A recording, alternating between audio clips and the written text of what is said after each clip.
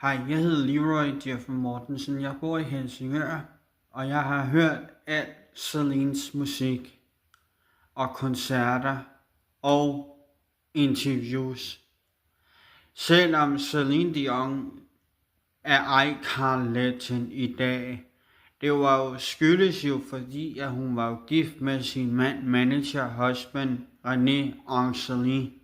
Han sagde op til flere interviews og tv-programmer, hvor han fortalte, at han var stolt over, at Céline Dion i realiteten vil klare tingene, samarbejde med Sony Music og andre sponsorer, som også har hjulpet Céline og René Angeli og hendes 3 børn.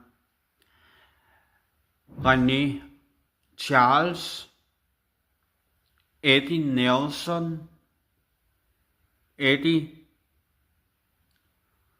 Angeli og hendes mor og hendes far og hendes bror vil også være stolte over endeliggør efter mange år, hvor hun har sunget i Las Vegas i Colosseum. De fleste koncerter foregik jo i Colosseum, men mest af alt rejste hun jo rundt og turnerede verden rundt med forskellige musiknumre og koncerter.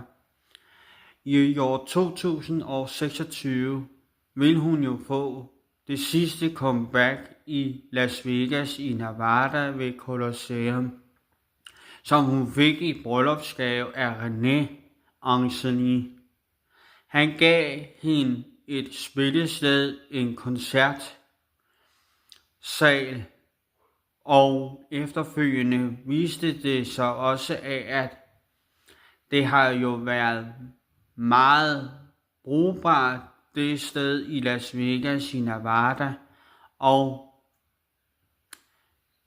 udover Las Vegas var der jo Florida, Miami og Paris og Frankrig har også haft nyt godt af, at Céline Dion har sunget forskellige sange, både engelske, franske, italienske, spanske sange og japanske sange. Udover at hun har jo sunget og har holdt koncerter over det meste af verden. Sony Music